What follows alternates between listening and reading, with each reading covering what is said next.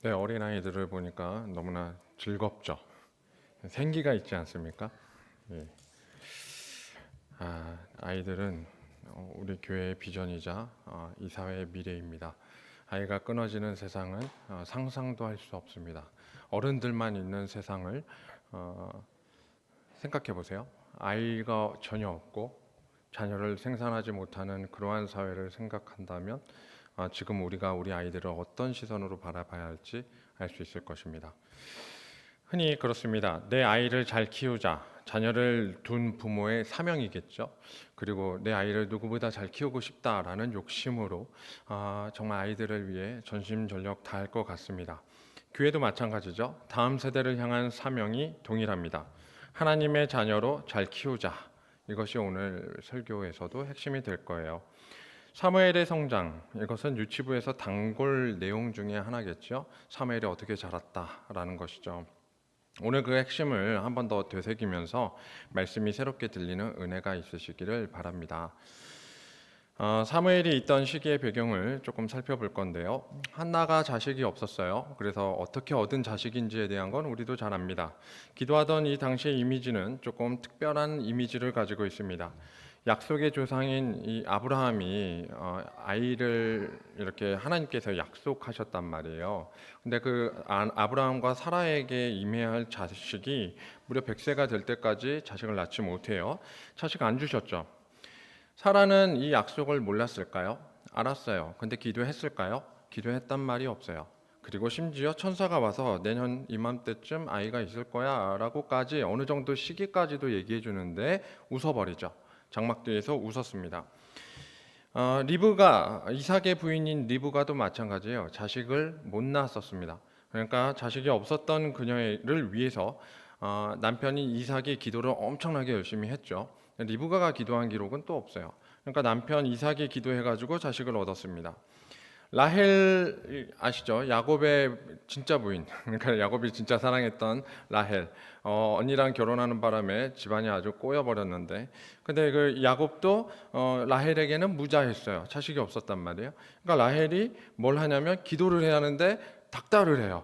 그래가지고 남편을 위해서 들어가라 하고 막 해가지고 그때부터 자녀 번식의 전쟁이 일어나요. 진짜 파란만장한 자식 전쟁이 일어납니다. 그리고 나서 우리가 잘 아는 여러 사건들이 일어나죠. 약속의 가정에서 자녀가 없으면 뭐냐면 불행과 저주의 이야기가 아닙니다. 아주 그냥 절망과 위기의 상태를 얘기하는 겁니다. 그러니까 자식이 없다는 건 절망과 위기 속에 놓였다는 것과 동일하게 이 구약의 메시지는 한결같이 이야기하고 있습니다. 오늘 여기도 마찬가지예요. 하나님의 약속이 끊어질 것과 같은 상태, 한나의 불임도 이 시대의 영적 시대상을 반영하고 있습니다. 그러니까 한나가 불임한 것은 한나의 잘못이 아니라 하나님과의 약속이 끊어지고 있는 영적 생태계를 지금 얘기하는 거예요. 굉장히 이 분위기는 사사시대에 굉장히 암울했습니다. 영적으로는 죽어가고 있었어요. 그러한 시대에 시대상을 표현하는 구절이 있어요. 사무엘이 자라던 시대에 동일한 구절이 있습니다. 3장 1절인데요. 3장 1절 말씀. 이 사무엘이 엘리 앞에서 여호와를 섬길 때에는 여호와의 말씀이 희귀하여 이상이 흔히 보이지 않았더라. 이해가 되세요? 이 표현이 사사 시대의 말씀이 희귀하대요. 율법이 있는데 왜 말씀이 희귀할까요? 이들은 이스라엘이라고 칭할 만한 하나님이 주신 가나안 땅에 들어가서 실로에서 제사 지내던 민족이란 말입니다. 그렇다면 율법이 있고 이 율법을 가르치는 데 치중했을 게 분명한 이 시대에 말씀이 희귀하다는 게 말이 돼요? 우리가 마찬가지죠. 우리가 사는 시대에 말씀이 없어서 영적 기갈에 빠졌습니까? 여러분 영적으로 만족하세요? 지금 영적으로 많이 불만족스럽죠. 많이 못 찾고 있는 시대가 있어요. 그리고 지금도 그래 보여요. 근데 그게 말씀이 없어서일까요? 지금도 우리 시대에도 많아요. 인터넷 설교 당장 유튜브만 열어봐도 설교가 넘칩니다. 진짜 많아요. 홍수예요. 성경책 적습니까? 집에 한 권씩 다 있잖아요. 오죽하면 집 따로 여기 교회 따로 성경책 이렇게 비치해 놓던데 엄청 다양해요. 자주 있어요. 성경책이 많아요. 성경 말씀이 없어서 심지어 우리 한국은 성경 교재도 많이 출판합니다. 그러니까 성경에 대한 연구 내용들도 책이 많고, 그리고 여기 가까운데 이 광화문에도 이 기독교 서점이 있죠. 이곳에 가면 책들이 홍수예요. 진짜 많아요. 한 해에 몇백 권의 책들이 나오고 있습니다. 하나님 말씀 듣기 참 쉬운 시대입니다. 근데 말씀이 여전히 귀하단 말입니다. 말씀이 안 들려요. 참된 하나님의 말씀이 없어서 그런 것인가? 아닙니다. 말씀이 희귀해지는 게 언제일까요? 사사시대에도 율법이 있었다니까요. 말씀은 있어요. 근데 희귀해요. 언제죠? 우리가 그 말씀을 들으려 하지 않을 때, 말씀이 들리지 않고 들을 생각이 없을 때, 그런 사람들이 늘어날 때 희귀해지죠. 풍성한 하나님의 말씀 속에 살면서도 우리는 고갈된 상태를 느낍니다. 그것은 들리는 말씀이 없어서가 아니라 그 말씀을 향한 간절한 열망이 병들었기 때문이죠. 이 자리를 왜 지키십니까? 심령이 메마른 우리가 주님을 알기 원한다는 사실, 그리고 자녀를 키우기 위해 기도하기를 원하시는, 누구보다 그 자녀를 위해 우리가 기도하기를 원하는 하나님이시라는 걸, 그거를 알기 위함임을 깨닫고 다시 뜨겁게 말씀의 열정을 붙드시기를 바랍니다. 오늘 두 가지로 볼 건데요. 자녀의 성장을 위해 필요한 두 가지 헌신과 결단입니다. 이 사무엘의 성장을 볼 때 우리가 가져야 할 두 가지 헌신과 결단을 좀 나누겠습니다. 첫 번째, 자녀의 성장을 위해서 부모의 신앙이 필요합니다. 부모의 신앙, 이게 중요합니다. 부모의 신앙, 특히 전을 사모하는 신앙 교육은 필수입니다. 오늘 여기 나오는 한나의 이 사무엘이 자라는 배경에서 이 한나가 했던 서원 기도가 있어요. 사무엘을 갖기 전에 서원을 하지요. 우리는 유명한 한나의 서원이자 한나의 고백이자 우리가 해야 할 부모의 간구라고 말을 많이 하는데, 하여튼 볼게요. 1장 11절입니다. 1장 11절 말씀에 서원하여 이르되 만군의 여호와여, 만일 주의 여종의 고통을 돌보시고 나를 기억하사 주의 여종을 잊지 아니하시고 주의 여종에게 아들을 주시면 내가 그의 평생에 그를 여호와께 드리고 삭도를 그의 머리에 대지 아니하겠나이다 라고 고백을 하죠. 나실인 서원이에요, 이건. 그러니까 내 자녀를 나실인으로 키우겠다라는 서원입니다. 결론적으로 말하면 완전히 하나님께 맡기고 성전에 한 번씩 찾아가 면회하는 수준으로 키웁니다. 그러니까 한나는 실제로 나와서 이 서원대로 갖다 바쳐요. 그리고 그 소중한 아이를 위해서 오지 않아요. 엄만데 젖대고 끝입니다. 그리고 그 다음부터 매해 절기마다 올라와서 성전에서 제사 지낼 때 한번 면회하는 게 다예요. 평생 그렇게 볼 수 있어요? 어떻게 얻은 자식인데? 어떻게 얻은 자식을 평생 1년에 한 번만 봐요? 가능합니까? 이건 쉬운 일이 아닙니다. 우리가 잘못하다가는 한나의 이 서원을 잘못 이해할 수가 있어요. 한나에게는 굉장히 어려운 고백입니다. 자식만 주면 뭔들 못하리 하는 서원의 차원이 아니라는 거예요. 우리가 그런 기도 쉽게 하잖아요. 하나님, 이 병이 낫게 하시면 내가 평생을 어떻게 하겠습니다. 내가 이 사업만 잘 되면 평생 어떻게 하겠습니다. 기도 되게 쉽게 해요. 근데 그런 기도의 수준이 아니라는 거예요. 만약에 자기가 이 자식을 통해서 관계가 회복되기를 원하고 사랑을 원했다면 하나님께서 주시는 이 분인나가 자식으로 인해서 자신을 괴롭게 했을 때, 격분케 했을 때 절대로 나실인 서원할 수 없습니다. 왜냐면 나도 그 자식 데리고 번듯하게 당당하게 살고 싶거든요. 하나님, 나 분인나가 저렇게 알콩달콩 자기 새끼 데리고 너무나 행복해 하는데 나도 내 자식 갖고 싶어요. 이렇게 기도해야죠. 남부럽지 않은 아이 하나만 있더라면, 사지만 멀쩡해도 좋아요. 주님, 제발 주세요. 이렇게 기도하는 게 원래 맞잖아요. 우리 그런 기도는 잘해요. 그 절대로 나실인 서원 못 한다고요. 자식을 원했다면. 근데 서원의 문제는 우리가 좀 생각을 해야 합니다. 자기가 서원해도 문제인데 자식을 갖다 서원해버리면 큰 문제예요. 여러분, 함부로 자식 갖고 서원하지 마세요. 자식 갖고 특히 나실인으로. 제가 그런 생각을 해봤어요. 내가 내 아들 이름까지도 또 성령이라는 이름이 있는데 그 아들을 낳을 때도 저희 할아버지가 그렇게 키웠으면 좋겠다 해서 막무가내로 할아버지 따서 이름을 지었단 말이에요. 둘째도 그런 이름 지을 뻔했다가 저희가 주장을 했어요. 그랬는데 제가 그 아들을 갖다가 목사로 서원하면 하나님이 들어주실까요? 나도 목회하는데 내 자식을 볼 때 이게 대를 이어서 목회하고 싶어요. 같은 교회가 아니더라도 목사가 되게 해주세요. 이런 거 서원하면 그 가끔 부모가 자식 보고 그런 말 하잖아요. 학창 시절에 있는 아이들 보면 지금 중고등부 자녀는 더 심할 텐데 애들 보고 얘기한단 말이에요. 야, 인류대가 뭐뭐뭐가 있대. 거기는 무슨 공부 잘하면 갈 수 있대. 얘기하면 그 아이는 뭘로 듣죠? 이걸 적어도 그 과목은 100점을 맞아야 하는구나. 압박을 받는단 말이죠. 엄청난 압박을 받아요. 그래서 우리 아이들한테도 뭐 그냥 서울에는 10개 대학이 있대 라고 얘기를 했더니 그 10개 대학이 자기의 대학이라고 생각을 안 하더라고요. 굉장히 힘들어 하던데 압박을 엄청 받습니다. 그래서 거꾸로 얘기하죠. 아들들아, 나중에 너희가 대학생이 되어도 서울에서 면회하고 싶다. 이런 말로 이렇게 우회적으로 얘기를 많이 합니다. 근데 우리는 압니다. 그것조차도 내 뜻대로 되지 않는다는 거. 그거 최소한의 이 정도는 해야지 않냐라는 자식에게 바라는 최소치조차도 우리는 우리 뜻대로 되지 않는다는 것을 잘 압니다. 어떻게 보면 콜링도 없고 내 마음대로 서원한 것에 불과한데 하나님이 나의 서원대로 갚아야 할 어떠한 의무가 있으실까요? 책임은 있으실까요?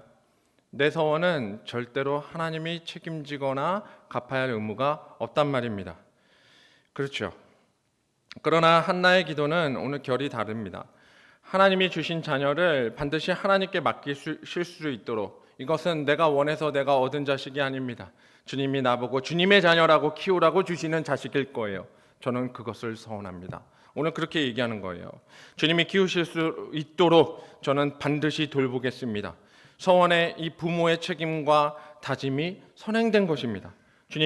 주님이 주시면 반드시 주님이 원하시는 이 세대의 자녀가 되도록 성전에 드릴 만한 아이가 되도록 하나님이 아니면 절대 키울 수 없는 자녀라는 것을 고백합니다. 그리고 주님께만 맡깁니다. 우리의 자녀를 어떻게 키울 것인가에 대한 이 고백이 반드시 여러분의 헌신으로 이어지셔야 합니다. 1장 15절과 16절에 보면 이 엘리의 책망 속에 엘리의 책망이 있어요. 한나가 기도하는 모습을 보고 엘리가 책망을 합니다. 근데 한나가 대답을 해요. 근데 이 대답이 대단해요. 왜냐하면 자식이 없어서 그래요 하고 한탄을 한 게 아니에요. 그냥 괴로움과 원통함 때문에 기도했다라고만 말해요. 그러니까 엘리에게 속을 털어놓은 게 아니에요. 엘리에게 좀 알아줬으면 좋겠어요. 이 사정을 좀 알아주셨으면 좋겠어요. 그러면 내가 왜 이렇게 기도하는지 아실 거예요. 이런 말 절대 없어요. 그리고 1장 18절입니다. 엘리가 대답을 해요. 이 내용을 듣고 나서 얘기를 합니다. 이르되 엘리가 평안히 가라고 얘기했더니 이 한나가 이렇게 대답을 하는 거예요. 이르되 당신의 여종이 당신께 은혜 입기를 원하나이다 하고 가서 먹고 얼굴에 다시는 근심빛이 없더라. 그러실 수 있어요? 기도하고 작정했는데 딱 돌아가는 발걸음에 평안이 가득하십니까? 진짜 한나처럼 결론이 나올 수 있나요? 한나는 하나님의 응답으로 알고 이 평안히 가라는 응답을 믿음으로 받았어요. 믿음이 짱이죠. 정말 대단한 믿음 아닙니까?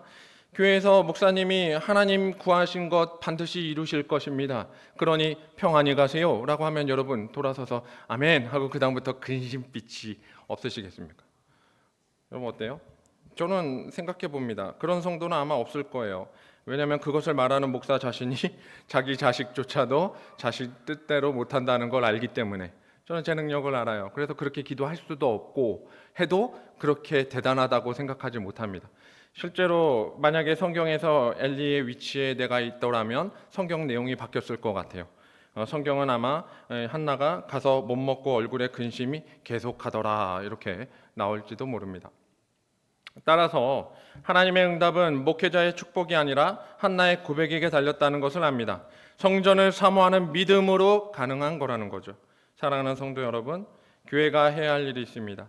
엘리의 대답대로 교회는 하나님을 바라보게 하시고 그리고 상기시키게 하시는 일을 하셔야 돼요. 교회는 엘리가 말한 것처럼 그것을 응답으로 받아들이게끔 하나님을 바라보게끔 하는 게 교회의 일이어야 돼요. 기도대로 풀어줄게 하고 해결책을 제시하는 게 교회는 아닙니다. 교회 보고 해결해달라고 하면 교회는 분쟁소가 되고 법정이 돼버려요. 그냥 그거 아니에요. 진짜 해결해야 하는 건 뭐예요? 믿음을 찾아야죠. 그리고 진짜 믿음은 하나님을 바라보고 하나님만 신뢰하고 의지하게 만드는 것이죠. 어떠한 경우도 하나님을 바라보게 하는 일, 나에게 어떠한 역경이 오더라도 언제든지 하나님을 향하여 고개를 들 수 있게끔 만드는 것, 어떻게 인도하실지는 누구도 모릅니다. 그러나 여호와께서 너와 함께할 것이다. 이 교회가 가르쳐야 할 숙제이자 사명입니다. 이 확신을 심어주는 교회, 바로 부모와 믿음의 선배가 다 되시기를 축복합니다. 첫 번째예요. 두 번째, 하나님의 자녀의 성장을 위해 필요한 것 두 번째, 하나님의 말씀으로 자라나게 해야 한다는 것이죠. 하나님의 말씀으로 자라나게 해야 합니다. 아시겠지만 전만 사모한다고 끝은 아니에요. 말씀 안에 잘 키워야 할 사명이 우리에게 있습니다. 사무엘이 하나님의 음성 들려주실 때 3장의 내용이 이제 이래요. 말씀을 들려주니까 하나님을 바로 찾는 게 아니고 엘리에게 간단 말이에요. 근데 그 이유가 나와요. 3장 7절입니다. 3장 7절에 이렇게 나옵니다. 사무엘이 아직 여호와를 알지 못하고 여호와의 말씀도 아직 그에게 나타나지 아니한 때라. 몰랐어요. 하나님이 어떤 분이신지. 그리고 하나님 음성 들을 만한 지식이 없었어요. 그러니까 몰랐던 거예요. 하나님도 몰랐고 말씀도 몰랐어요. 근데 여기에 비교되는 자녀가 있습니다. 여러분, 사무엘과 비교되는 대표적인 자녀가 누구죠?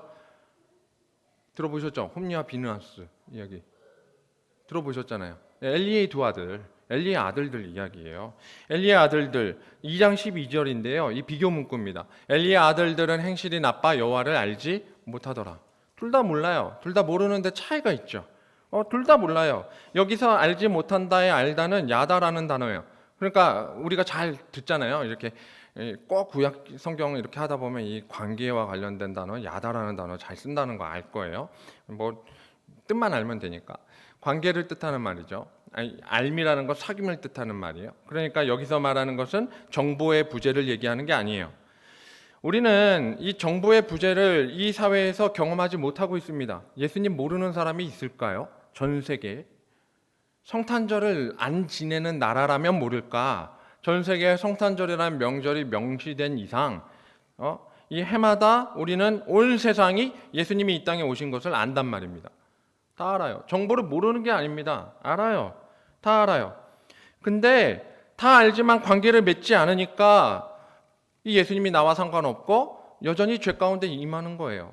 예수님은 알지만 예수님이 나와 상관이 없어요. 관계가 없어요. 야다. 알지 못하니 이제 나는 관계를 맺지 않으니 여전히 죄 가운데 있는 거예요. 오늘 여기 둘 다 모르는데 사무엘도 모르고 엘리의 아들들도 모르는데 차이가 어디서 나냐면 똑같이 모르는데 잘아요. 모르고 잘하는데 차이가 생겨요. 어떻게 잘하느냐의 차이가 오늘 결정짓게 됩니다. 2장 17절에 보면 죄가 심히 크다라는 단어가 나와요. 그 엘리의 죄가 심히 크다. 여기서 크다라는 단어는 가돌이라는 단어인데요. 이게 잘하다라는 말하고 똑같습니다. 그러니까 사무엘 2장 21절에는 가달이라는 단어로 사무엘이 잘한다라는 표현이 돼요. 여호와 앞에 잘하니라 마지막에 나와 있잖아요. 이 잘하니라라는 단어와 크다라는 죄가 심히 큼이라 할 때 크다라는 단어가 동일한 단어예요. 동일한 잘하다라는 의미예요. 크게 되다라는 뜻입니다. 커지다라는 얘기죠. 근데 하나는 명사로 써서 큼이라라고 쓰는 거고 또 하나는 오늘 여기 나오듯이 잘하니라 해가지고 커지고 있다라는 얘기예요. 그러면 같은 단어인데 하나는 죄가 잘하고 하나는 3장 19절에 사무엘이 자라매 하고 나오잖아요. 오늘 말씀이 사무엘이 자라매 할 때 이 자라매도 똑같이 가달인데 이 단어가 똑같이 크게 되는 거예요. 하나님이 말씀 앞에 자라는 거예요. 그러면 하나는 죄가 자라고 하나는 말씀이 땅에 떨어지지 않게 자란다라는 거예요. 둘 다 자라는데 여호와를 알지 못하고 컸어요. 근데 자라요. 하나는 말씀 안에 자라고 하나는 죄가 자라요. 어떻게 이렇게 자람의 차이가 나죠? 이게 바로 부모의 신앙이에요. 3장 10절인데요. 3장 10절. 여호와께서 임하여 서서 전과 같이 사무엘아 사무엘아 부르시는지라 사무엘이 이르되 말씀하옵소서 주의 종이 듣겠나이다 하니 이제 사무엘아 사무엘아 부를 때 세 번 부르고 이제 가서 엘리가 가르쳐 줘요. 가가지고 하나님이 부르시는 거니까 여기 있다고 대답해라 해서 이대로 대답을 한 겁니다. 그럼 네 번째 만에 하나님을 만난 거죠. 근데 이 콜링이 조금 놀라워요. 이 3장 10절에 이 부분이 있어요. 전과 같이 선다라는 말이 있단 말입니다. 그러니까 서서 정과 같이라는 것은 이미 이전에 3번 동안 같은 자리에서 불렀다는 얘기예요. 같은 자리에서 불렀는데 4번째에 드디어 알게 된 거예요. 이걸 누가 알려줘서 한 거죠. 네, 알게 된 거예요. 4번 동안 같은 자리에 계속 계셨는데, 그리고 같은 목소리로 같은 음성으로 계속 부르셨는데 왜 몰랐죠? 몰랐으니까 몰랐죠. 근데 어떻게 알았죠? 알려주니까 알았죠. 부모가 알려줘야 하는 거예요. 알려주지 않으면 몰라요. 주님은요, 늘 우리 곁에 계세요. 근데 이걸 모르면 몰라요. 알려줘야 돼요. 그 이후에 3장 10절 이후에 12절에서 14절에 이야기가 끝나고 나서 이 12절에서 14절의 내용이 굉장히 무서운 내용입니다. 이 내용은 엘리 저주받는 이야기예요. 자기의 영적 스승이란 말이에요. 이 영적 스승이 하나님 앞에 처참하게 죽을 거라는 예언을 이 첫 번째 메시지로 들어요. 좀 이해가 되십니까? 하나님도 좀 무심하시지 어린 사무엘에게 갑자기 끔찍한 저주가 임해요. 어떤 저주냐면 자신의 멘토이자 영적 스승인 엘리가 죽는다는 거예요. 엘리의 자식들이 벌 받는다는 거예요. 몰래 좀 알려주시지. 그러면 혼자서라도 알고 그냥 끝내게. 어떻게 말을 해요? 근데 엘리가 이미 다 알잖아요. 사무엘이 가가지고 3번이나 구했잖아요. 아, 하나님이 뭔가 말하겠구나. 엘리가 알았어요. 그리고 엘리를 갖다가 불러서 족을 치는 거예요. 그래가지고 야, 빨리 말해. 안 말하면 너 저주받을 거야. 17절에 그렇게 얘기하잖아요. 그러니까 하는 수 없이 엘리가 호통을 치니까 솔직하게 말을 다 하죠. 사무엘이 이제 이실직고를 다 할 수밖에 없었어요. 이건 뭐 어떻게 할 수 없는 상황이에요. 그랬더니 엘리의 대답이 기가 막히는데 3장 18절입니다. 3장 18절에 사무엘이 그것을 그에게 자세히 말하고 조금도 숨기지 아니하니 그가 이르되 이는 여호와이시니 선하신 대로 하실 것이니라 하니라. 저는 이 대답이 오늘날 한국 교회의 모든 성도가 갖고 있는 대답이라고 생각을 해요. 굉장히 끔찍하다는 얘기입니다. 믿음이 좋아서 이런 대답을 할까요? 우리는 믿음 때문에 이 정도 대답은 할 수 있을 거라고 생각해요. 근데 한번 생각해 보세요. 아, 그랬어? 별거 아니구나. 별거 아니네. 야, 지난번에 하나님 나한테도 말한 거야. 너한테도 얘기했구나. 알아. 맞네. 너 하나님 제대로 만났어. 나도 만났거든. 이해하세요? 어떤 어감인지? 엘리가 어떻게 말하는 건지 아시겠어요? 엘리는 이미 경고 받았어요. 2장에 보시면 진짜 경고 엄청 세게 해요. 하나님이 직접 경고하십니다. 근데 그렇게 듣고도 사무엘에게까지 말했는데도 지금 대수롭지 않게 여긴다는 얘기예요. 나도 같은 말씀 들었으니까. 그래서 아마 그분의 뜻대로 결론 내리실 거야. 좀 변했어요? 이 경고를 듣고 엘리가 바뀐 게 있나요? 엘리의 자식이 바뀐 게 있나요? 회개했습니까? 돌이키셨습니까? 어느 하나 없었어요. 아들이 죽겠다는데 선하신 주님의 뜻이라고 말해요. 여러분, 여러분의 자식이 죽는데 그걸 선하신 하나님의 뜻이라고 말할 수 있어요? 교회 안 나와서 자식이 죽게 생겼는데 그 자식을 갖다가 하나님의 뜻대로 죽이시든지 살리시든지 알아서 하실 겁니다. 대답할 수 있습니까? 영적으로 치명적인 지금 무기력에 빠진 것입니다. 자기가 죽을 거라고까지 하세요. 엘리 죽는 것뿐만 아니라 네 자식 대 다 끊어져. 이렇게까지 얘기하는데 아무 변할 소망도 의지도 없는 거예요. 2장에 아까 얘기했듯이 엘리의 아들들이 하나님이 왜 심판하겠냐라고 얘기하냐면 엘리한테 얘기하기를 하나님보다 네 자식들을 더 중하게 여기니까 내가 벌할 거야 라고 얘기하는 거죠. 엘리를 향한 하나님의 책망과 하나님이 평가를 하신 거예요. 그리고 벌을 반드시 내리겠다고 하셨습니다. 근데 3장 13절에 사무엘에게 똑같은 메시지를 해요. 자기의 아들들이 저주를 자청해도 엘리가 금하지 않아서 내가 벌을 내리겠다라고 사무엘에게까지 얘기해요. 엘리는 분명히 이유를 알아요. 자기의 자식이 이러면 죽는다는 거 알아요. 반드시 벌 받을 거라는 거 메시지로 정확히 들었어요. 말씀 알아요. 근데 선하신 대로 하십시오. 끝납니다. 끝이에요. 오늘 우리의 믿음은 어떻습니까? 이게 오늘 우리의 믿음 혹시 아니에요? 수많은 말씀의 홍수 속에서도 쾌락을 즐기거나 원하는 것을 놓치고 싶지 않아서 자식이 잘 됐으면 하는 마음 때문에 오늘도 바깥으로 돌아도 그래, 선하신 하나님의 뜻대로 될 거야. 너가 돌아오기를 엄마는 기다릴게. 이런 넓은 마음으로 사는 거예요. 순종이 아니라 혹시 지옥 가는 한이 있더라도 그것을 못 버리는 자녀를 여전히 키우고 계시는 건 아니냔 말입니다.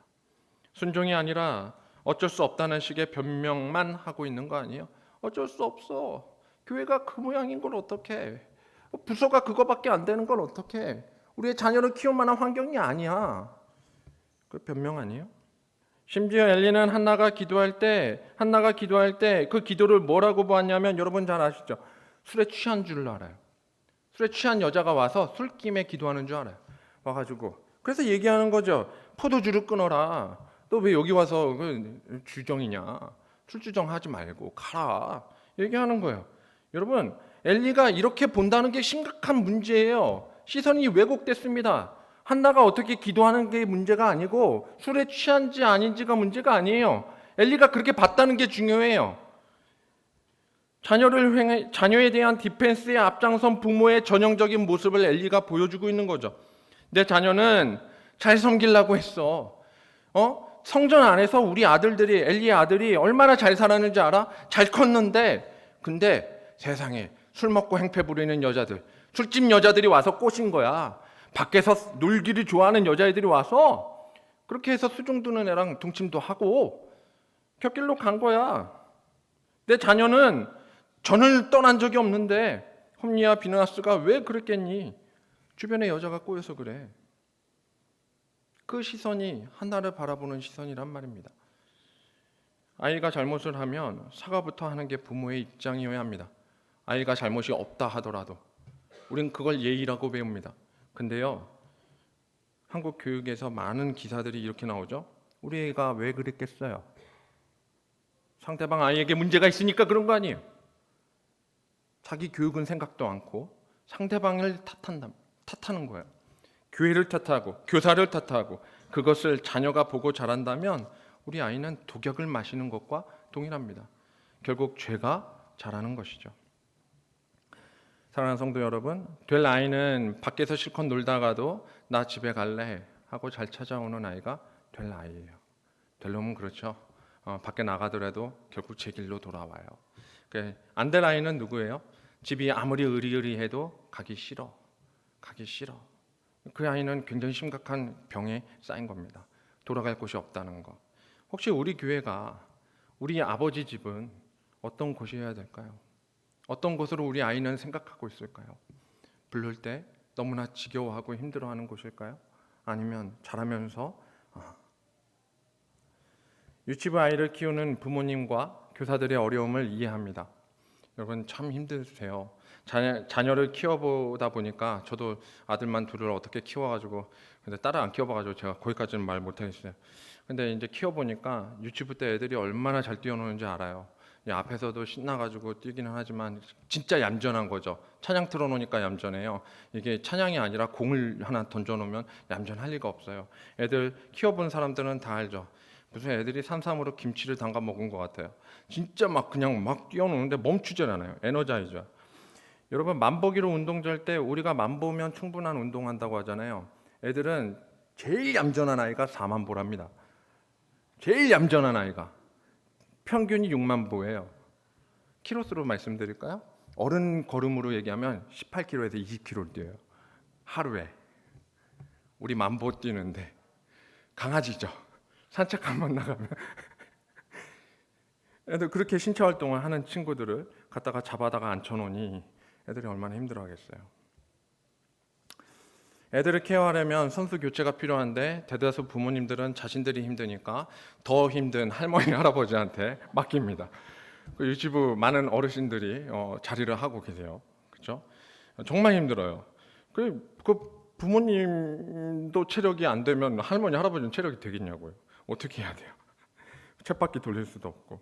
나이가 지긋한 교사에게 부서를 맡기니 젊은이들은 없고 나이가 많은 우리 교사 선생님들이 계시니 더 힘든 거죠. 어렵죠. 늘 사고 많죠. 이해하기보다는 달래서 빨리 통제해야 되는 그런 위치에 가요.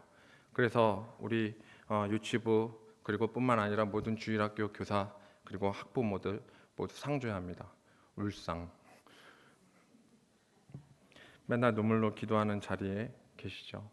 오늘 저와 여러분이 이렇게 눈물로 주님의 상을 받기 원합니다. 사랑하는 성도 여러분, 전을 사모합시다.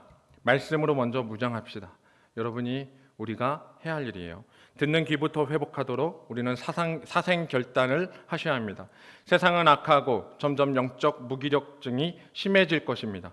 이러다가 주님이 내일 올게라고 당장 계시를 하고 직접 말씀을 하셔도 오늘 기도를 안 할 판이에요. 애들이 오늘도 기도 안 할 판이에요. 마치 롯의 사위들 있잖아요. 이 사위들이 농담으로 여긴 것처럼 소돔과 고모라가 멸망한다는데 그렇게 여길 판이란 말입니다. 그렇다고 엘리와 같이 자식이 먼저니까 그래 기다릴게, 내일 멸망하는데 내일 모레 시험 보니까 그 시험 공부하러 가야지라고 말하겠습니까? 그렇다면 끝내 저주받는 길로, 죄가 심히 자라는 길로 나가도록 내버려 두는 거잖아요. 오늘 저와 여러분이 그래서는 안 됩니다. 한나가 사무엘을 하나님의 집에서 말씀으로 바르게 자라도록 결단했던 것처럼 주님이 주신 믿음으로 자녀를 위하여 결단하셔야 합니다. 말씀으로 자라는 아이, 그 아이가 먼저는 저와 여러분인 줄로 믿으시기 바랍니다. 저와 여러분이 그렇게 자랐어요. 그리고 그렇게 자라게 해야 할 책임이 우리에게 있어요. 주님이 여러분의 어린 시절부터 교회에서 자라도록 이끄셨습니다. 또는 오늘을 교회에 헌신하도록 이끄셨습니다. 말씀이 오셔서 우리를 복음의 빛에 거하도록 인도하신 것입니다. 오늘 결론 21절을 같이 읽겠습니다. 21절 시작. 여호와께서 실로에서 다시 나타나시되 여호와께서 실로에서 여호와의 말씀으로 사무엘에게 자기를 나타내시니라.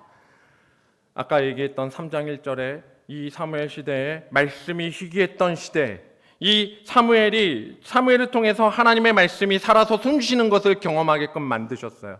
이 사무엘을 통해서 말씀으로 자란 아이가 이 세상을 말씀으로 밝히게 된 것이 오늘의 결론입니다.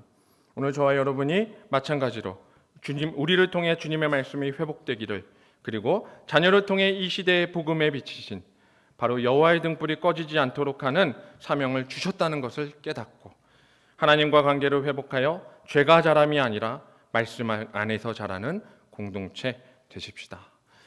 우리 동산교회가 빛 대신 주님을 전하는 사명을 잘 감당할 수 있기를, 멋진 신앙 공동체가 되기를 진심으로 축복합니다. 기도하겠습니다. 주님, 걸으신 걸음을 기억합니다. 채우시는 은혜를 바라봅니다. 우리가 언제 어디에서 무슨 상황을 만나든지 하나님을 바라보도록 인도하여 주시옵소서. 이 믿음 더하시고 주님 채우시는 은혜로 복 있게 하여 주시옵소서. 하나님 나라를 위하여 귀하게 쓰임받을 수 있도록 도와 주시옵소서. 채우시는 은혜 감사드리며 특별히 유치부 헌신 예배 가운데 함께 하시는데 주님께서 그 가운데 헌신을 다짐하며 나아가는 교사들과 학부모들에게 말씀으로 귀하게 은혜 받으며 더더욱 사생결단하여 주님이 채우시는 은혜로 정말로 천국문을 소망하며 나아갈 수 있도록 인도하여 주시옵소서. 복된 주일을 보내며 우리가 한 주간 믿음으로 결단하며 나아가길 원합니다. 예수님의 이름으로 기도드립니다.